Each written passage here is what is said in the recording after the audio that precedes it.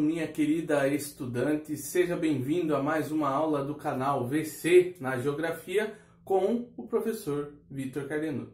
Essa aula nós vamos falar sobre a estrutura da Terra e alguns elementos aí da questão geológica do nosso planeta.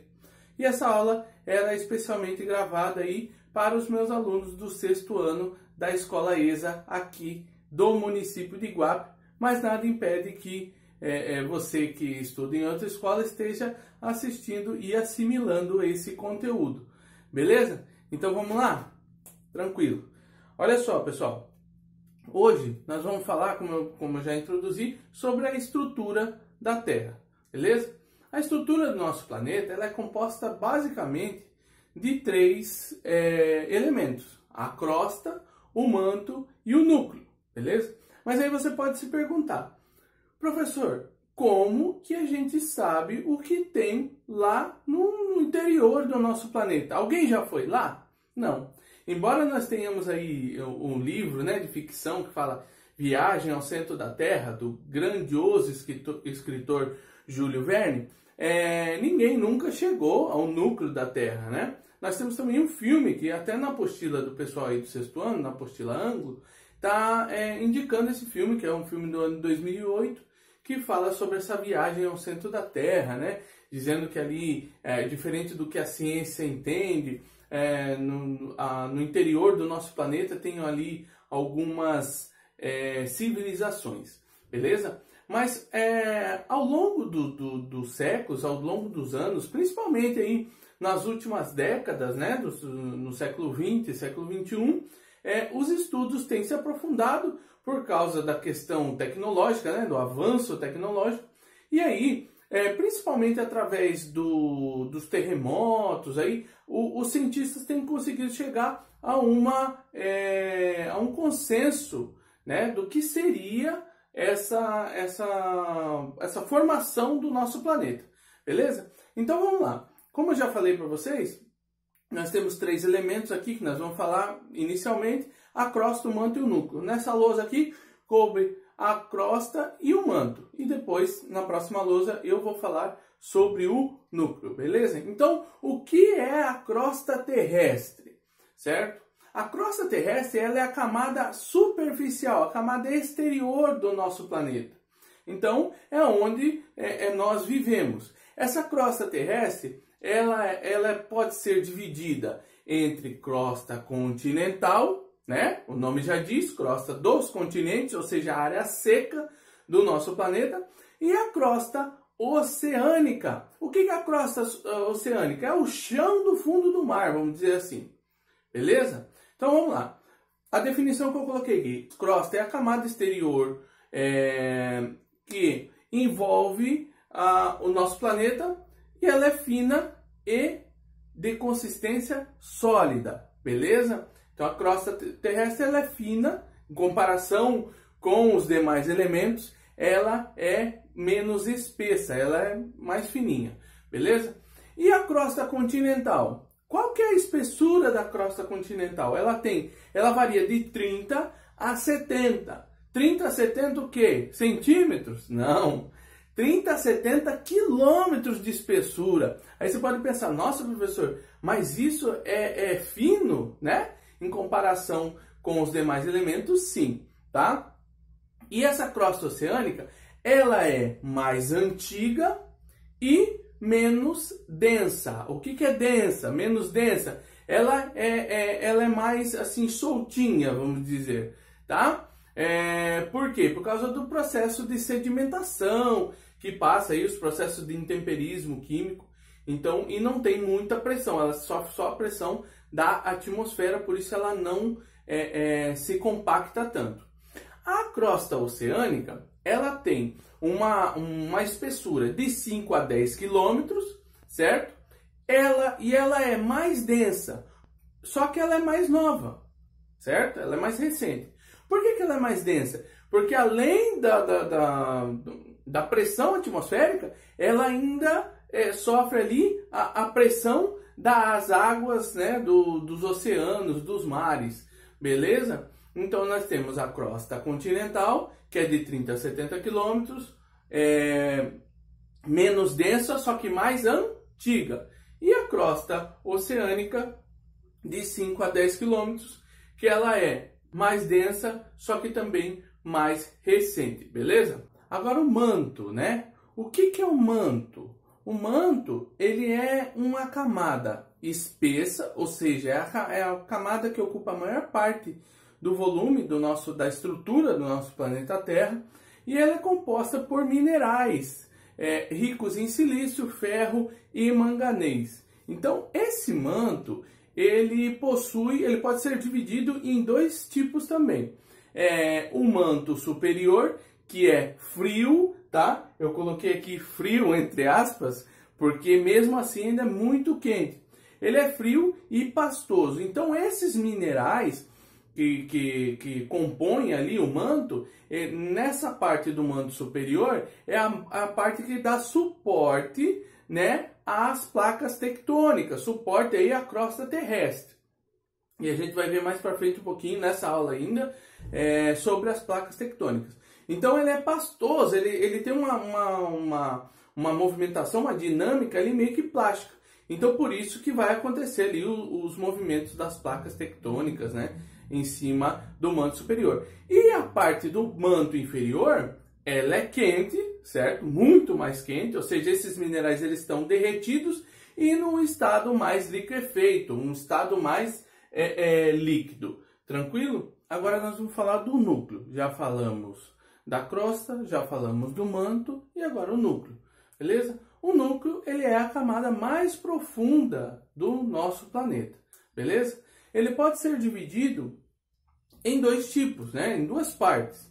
Então vamos lá. O núcleo externo, né? Ele possui altas temperaturas e o material ali no estado líquido, certo? A liquidez, vamos dizer assim, esse material ele é mais líquido do que o manto inferior, beleza? E aí nós temos o núcleo interno. O núcleo interno ele é formado por uma liga de níquel e ferro sólido, certo? Ele não é tão líquido, por quê? Porque ele sofre aí, ele não é líquido por causa que ele sofre muita pressão, né, de todas as camadas da Terra, por ele ser ali o centro da Terra propriamente dito, e essa liga de níquel e ferro, ela fica sólida. Inclusive ela vai ter influência aí na questão aí, por exemplo, quando nós usamos a bússola, né? Só é possível usar a bússola por causa do núcleo interno, beleza? Esse núcleo interno, ele também é conhecido como NIF. Por que NIF? Eu tentei exemplificar aqui, ó. Então, nós temos níquel e ferro, e aí se usa essa sigla, né? Para identificar o núcleo interno,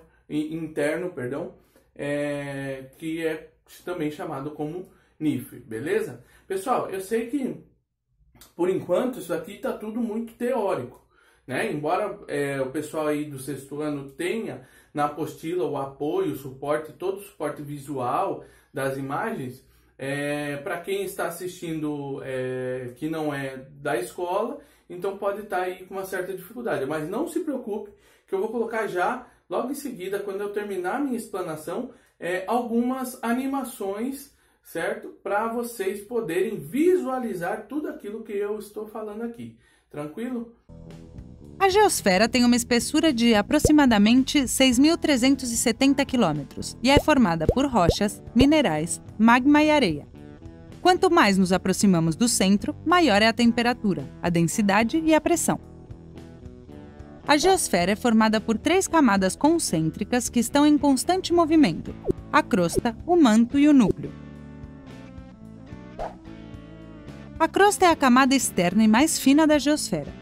Dependendo da região, pode medir de 5 a 30 km. É formada pelos continentes e pelo fundo dos oceanos. Na geosfera podemos encontrar as placas tectônicas, que formam parte tanto da crosta quanto do manto. É uma zona conhecida como litosfera. As placas tectônicas estão em constante movimento, moldando a crosta terrestre. Os movimentos mais fortes das placas tectônicas são os responsáveis pelos terremotos. A segunda camada da geosfera é conhecida como manto e corresponde a aproximadamente 82% do volume da Terra, chegando a 2.900 quilômetros de profundidade. No manto, as temperaturas são muito altas, entre 700 e 1.300 graus centígrados, e é por isso que as rochas que formam o manto estão em estado líquido. Se chamam magma. Algumas vezes o magma passa pelos limites das placas tectônicas, chegando na superfície terrestre. É assim que os vulcões entram em erupção. O núcleo é a camada interna da Terra e tem aproximadamente 3.500 quilômetros de espessura. A parte interna dele é formada por ferro sólido e a parte externa é formada por ferro líquido e níquel líquido. A temperatura do núcleo é muito alta, de 4.400 a 6.000 graus centígrados. A diferença de pressão e de temperatura do núcleo externo formam movimentos no metal líquido, provocando correntes elétricas que criam campos magnéticos. Você sabia que é graças a estes campos magnéticos que podemos usar alguns objetos, como a bússola, por exemplo? Por hoje é só. Vocês gostaram das camadas da geosfera? Então, olha só, pessoal, continuando aqui, nós temos uma outra classificação da divisão dessas camadas da Terra de acordo com as características físicas. Então, nós temos aqui a litosfera, né? Litosfera, pessoal, dentre essas aqui, eu acredito que a mais importante que vocês vão ouvir com bastante frequência a gente falar, principalmente em geografia, é sobre a litosfera, beleza? Litosfera, a palavra lito, ela lembra aí pedra, né? Rochas. Então, a litosfera, ela é a camada superior do nosso planeta. Só que, diferentemente do que a gente falou da crosta, né? A litosfera ela é composta da crosta terrestre juntamente com um manto superior, beleza? Então, essa é a litosfera. Aí nós temos a astenosfera. A astenosfera é o lugar que dá o suporte para a litosfera. E a astenosfera, ela é composta de rochas fundidas. E ela que vai ter aquela movimentação, que vai permitir a movimentação das placas tectônicas da litosfera. A mesosfera, que é uma parte sólida, com rochas muito densas, e o núcleo, que continua sendo o núcleo. E aí ele pode ser dividido em núcleo interno e núcleo externo, beleza? Que é a camada mais profunda do nosso planeta. Tranquilo? Então, nós vamos continuar e agora nós vamos falar um pouquinho sobre a teoria da tectônica de placas. Tranquilo? Espera só um minutinho aí. Então, pessoal, lá no século XX, foi desenvolvida, em meados do século XX, essa teoria da tectônica de placas. O que é essa teoria? Essa teoria ela diz que existem no nosso planeta blocos que formam a litosfera, ou seja, a litosfera então não é uma camada homogênea, né? Não é uma camada só, mas ela é composta por blocos, né? Como se fosse um quebra-cabeça, né? E esses blocos, eles se movimentam sobre a astenosfera, que nós já vimos o que é. Então, como que se chamam esses blocos? Esses blocos eles são chamados de placas tectônicas. E nós temos várias placas tectônicas no nosso planeta. E eu dei um exemplo aqui, por exemplo, ó, a placa sul-americana, que é onde está o Brasil, certo? Então essas placas tectônicas, elas se movimentam e em algumas áreas elas entram nessa movimentação, causam aí alguns choques, né? Que nós vamos ver a seguir na continuidade da aula. Antes disso, nós vamos ver sobre a teoria da deriva continental. Tranquilo? Aguarda um minutinho aí. Então, pessoal, continuando aqui a falar sobre a teoria da deriva continental. Então, o que é essa teoria? Essa teoria ela surgiu no início do século XX com um alemão chamado Alfred Wegener. Como que surgiu essa teoria? Bom, diz a história que Wegener estava lá numa biblioteca e estava analisando alguns livros, e aí ele começou a perceber a recorrência, né, de algumas espécies bem parecidas e algumas até idênticas na costa do continente africano e na costa ali do continente americano, na América, mais especificamente na América do Sul. Então Wegener ele começa a fazer um estudo aprofundado e começa a encontrar a correlação, por exemplo, dessas espécies, correlação de fósseis, né, a correlação geológica entre os tipos de rochas, a idade das montanhas presentes nesse lugar, e ele elabora a teoria da deriva continental, que nada mais é a teoria, né, que diz que os continentes eles eram então todos juntos, né, que era chamada aí a Pangeia há 225 milhões de anos, e depois eles foram se separando, né? Então tem na apostila aí do pessoal do 6º ano da escola ESA, no material ângulo, tem aí o suporte visual com as imagens, diferentes imagens. Então o que a gente precisa compreender dessa teoria primeiramente? Que há 225 milhões de anos atrás nós tínhamos um continente só chamado Pangeia e um só oceano chamado Pantalassa, tá? Prestem bem atenção nesse nome, Pantalassa.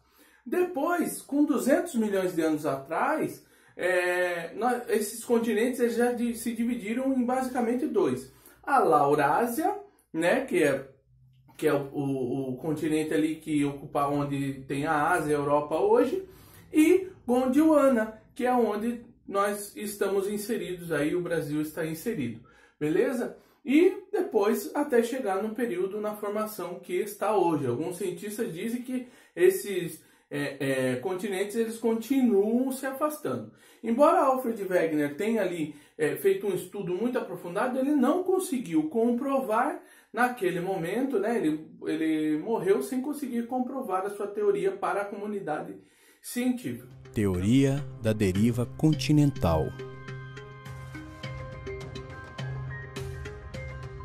Em 1912, o físico e meteorologista alemão Alfred Wegener lançou uma teoria para explicar a formação atual dos continentes, a teoria da deriva continental. Até uns 200 milhões de anos, no período permiano da Era Paleozoica, todos os continentes formavam um único bloco de terras emersas, chamado Pangeia, e um único oceano chamado Pantalassa. No período Triássico da Era Mesozoica, esse único continente começou a fragmentar-se em placas que foram se separando muito lentamente. No período Jurássico da Era Mesozoica, a movimentação das placas que formavam o Gondwana provocou um afastamento, configurando o que hoje chamamos de América do Sul, África, Antártica, Austrália e Índia. Ainda na Era Mesozoica, no período Cretáceo, começou a formação do Oceano Atlântico. A teoria da deriva continental e a teoria da tectônica de placas são indissociáveis, pois somente ocorre a movimentação das placas porque a crosta é fragmentada.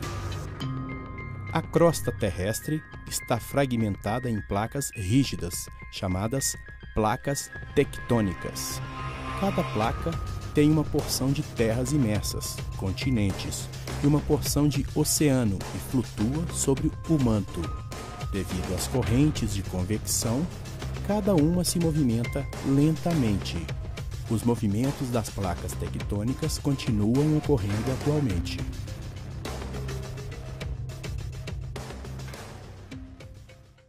Então vamos lá, pessoal, para finalizar a aula, beleza? Movimento das placas tectônicas. O que vocês precisam saber nesse momento no 6º ano? Vamos lá. Primeiro, sobre as correntes de convecção. As correntes de convecção são movimentos circulares que acontecem ali no manto, né, do nosso planeta. E esses movimentos circulares que acontecem no manto, eles vão proporcionar os movimentos das placas tectônicas. E basicamente, tá? Porque depois, provavelmente no ensino médio, vocês vão se aprofundar nos movimentos. Mas basicamente nós temos dois movimentos. Movimentos de separação das placas e movimentos de choque. Então nós temos no nosso planeta áreas de separação de placas e áreas de choque. Então vamos lá. Nessas áreas de separação, então presta atenção aqui. Temos aqui duas placas, certo? A placa A e a placa B. Nós temos duas placas. Nas áreas de separação, o próprio nome já diz, essas placas, como as correntes de convecção, elas se separam. E nessa separação, elas permitem que o material magmático, ou seja, que o magma, né, que presente ali na parte inferior do manto, ele venha até a superfície. Então ele tem o surgimento desse material magmático e dê origem ali a novas rochas, né? Formando até alguns vulcões subterrâneos, beleza? Nas áreas de choque, nós temos dois fenômenos que acontecem. O primeiro é os dobramentos, né? Então vamos lá. Nós temos aqui as duas placas, a placa A e a placa B, e as correntes de convecção fazem com que elas se choquem. Então, essas placas, ao se chocarem, deixa eu deixar minha caneta aqui. Ao se chocarem, elas vão fazer o quê? Vai acontecer o dobramento de uma, então elas vão fazer esse movimento aqui, presta atenção.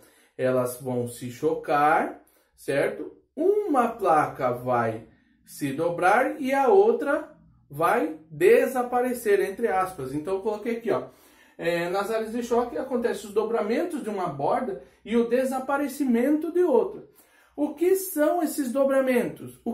Em que culminam esses dobramentos? Eles dão origem a altas cadeias montanhosas. Aí daqui para frente vocês vão ouvir falar sobre os dobramentos modernos. Modernos, mas não quer dizer que aconteceram há 100 anos atrás, 200, nem muito menos há 10 anos atrás. Há milhares de anos atrás, o choque de placas tectônicas deram origem a algumas cadeias montanhosas do mundo. Um exemplo, a Cordilheira dos Andes, né? E também a cadeia montanhosa do Himalaia, certo? Foram cadeias montanhosas que geraram ali do choque de placas tectônicas. Tranquilo? Eu acho que é isso aí. Na próxima lousa eu vou indicar as atividades que vocês vão fazer e a gente finaliza essa aula. Então vamos lá, minha galerinha.